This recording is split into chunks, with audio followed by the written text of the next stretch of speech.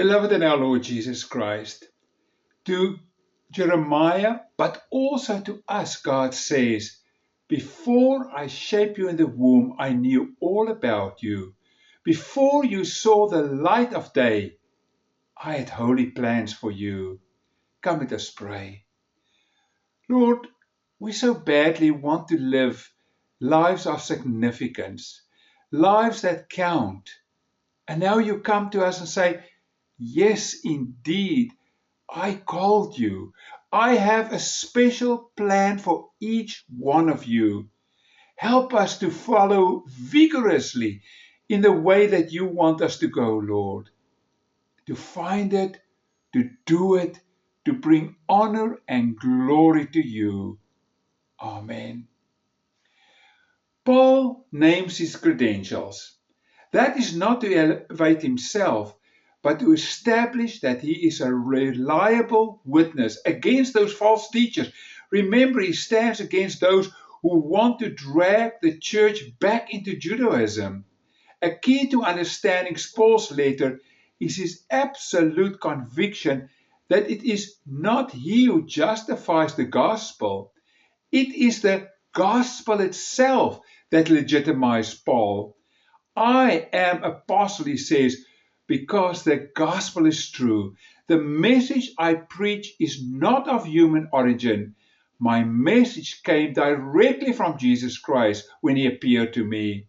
So his identification is that he is an apostle of Jesus Christ, called by God. Listen to this, Galatians 1 verse 11 to 24. Dear friends, I want you to know that the message I preach is not of human origin. It wasn't given or taught to me by some mere human being. My message came directly from Jesus Christ when he appeared to me. You know how I used to live as a Jew. I was cruel to God's church and even tried to destroy it. I was far ahead of my fellow Jews in my zeal for the traditions of my ancestors. But even before I was born, God had chosen me and called me by his marvelous grace to reveal his Son to me so that I would proclaim the good news about Jesus to the Gentiles. I didn't rush about to consult with anyone. I didn't go to Jerusalem to see those who were apostles before I was. Instead, I went at once into Arabia. Later, I returned to Damascus. 3 years later, I went to visit Peter in Jerusalem and stayed with him for 15 days. I saw none of the other apostles except James, the Lord's brother. In the presence of God, I swear I'm telling the truth. Then I went to the regions of Syria and Cilicia. The churches of Christ in Judea didn't know me personally. They had only heard the one who had been cruel to us is now preaching the message that he had once tried to destroy. Because of me, they praise God. The question for us is the reason that we live and serve God because he changed us? Can we identify with Paul? In our acceptance of Christ as our forgiving Savior, he also calls us to be his servants. Remember the very first words when Jesus called his disciples. He said, "Come and I will make you fishers of men." The very last words, when everything counts, he's on his way to heaven, he said, you will go to Jerusalem, the Holy Spirit will come upon you, and you will be my witnesses here in Jerusalem and in the surrounding Judea and in Samaria. Yeah, those Samaritans you hate, and to the ends of the earth. God calls us to do the same. He says, I want you to serve me. I want you to have that incredible joy of serving our Savior. Paul's salvation, Paul's call to service was an act of God's grace. It's ours too. Before his call, he was quite convinced and settled in his religion. He did have no desire to become a Christian. He was, says in Galatians 1:14, zealous for the traditions of my father.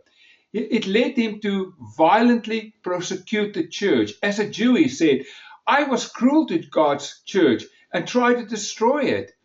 But then, in God's incredible grace on the Damascus road, God rescued him from self-destruction. God chose him and called him by his marvelous grace.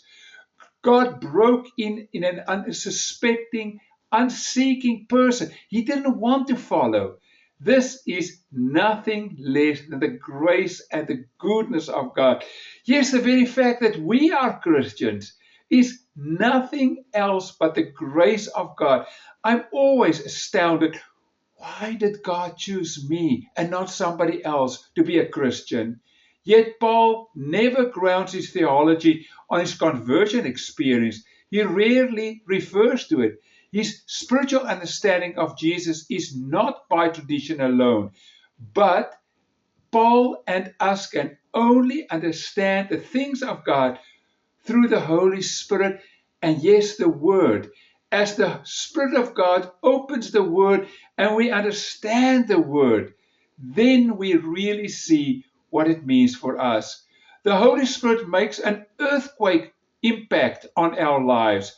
Christ's Spirit completely changed Paul's existence. All of Paul's life and work that follow was enlightened by the luminous revelation by God of his Son to Paul.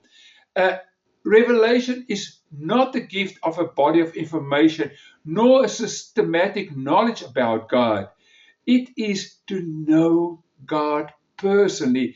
God came to Paul in the person of Jesus Christ, entering into his life to command. Therefore, Paul is quite brazen about it. He says, the message I preach is not of human origin. My message came directly from Jesus Christ when he appeared to me. You see, the Holy Spirit calls us into a very deep and personal relationship with God.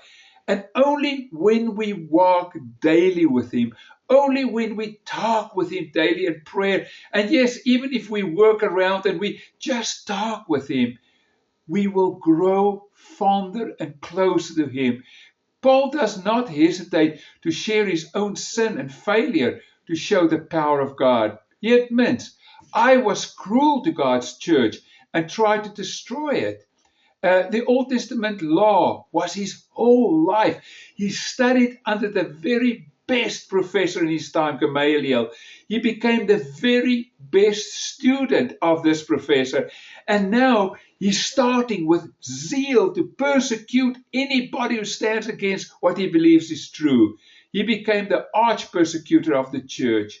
Christ and Christ's Holy Spirit changed all of that.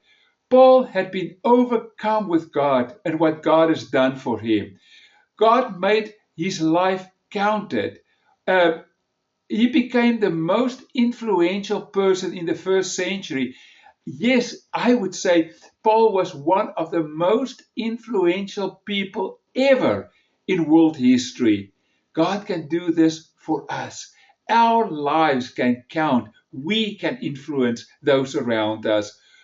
Can we say with Paul, even before I was born, God had chosen me and called me by his marvelous grace? Because it's true. If you're a Christian, before the creation of the universe, God already decided that he's going to call you. God has called Paul. Look what he accomplished.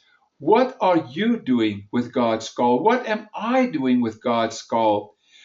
Paul's conviction is rooted in the marvelous Old Testament prophecies in whom he was so thoroughly grounded. Life is not just a purposeless stream, it is God's mainstream. God said to Jeremiah, before I shaped you in the womb, I knew all about you. Before you saw the light of day, I had holy plans for you. A prophet to the nations, that's what I have in mind for you. And now, 2,700 years after the life of Jeremiah, we can still read his prophecies. God says, my child, if you follow me, I will make your life extremely significant. God has a plan for Paul. God had a plan for you, for me. We form part of God's eternal plan according to Psalm 139. Just go and read that psalm. It's a fantastic psalm, Psalm 139. Secondly, the initiative is with God. We can take no credit for our spiritual insight or for our spiritual growth, but if we rely upon God, He will use us in grace and in grace alone. And then what is our task? To tell others about Him by the words we talk, by the life we live, to bring honor and glory to Him. The call of Christ is indeed a call to service. Amen. Lord, thank you that you don't just call us to be your children, but you call us to walk in this marvelous journey with you, to change lives, to reach out to others. Lord, help us. We really need you to do your will. Spirit of God, change people, change us. Start revival in our time. Too many of our fellow friends and people in our country do not know you, Lord. So, Lord, send down your Spirit again. Start a revival that many will come to know you. We need you, Lord. Help us. In Jesus' name we ask.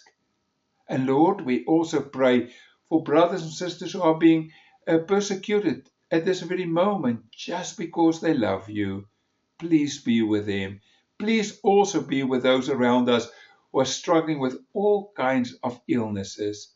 In Jesus' name, Amen. And now, friends, as you go from this place, may God bless you. May the God of peace, who brought from the dead our Lord Jesus Christ, the great shepherd of the sheep, by the blood of the eternal covenant, equip you with everything good that you may do his will, working as that is pleasing in his sight, through Jesus Christ, to whom be glory forever and ever. Amen.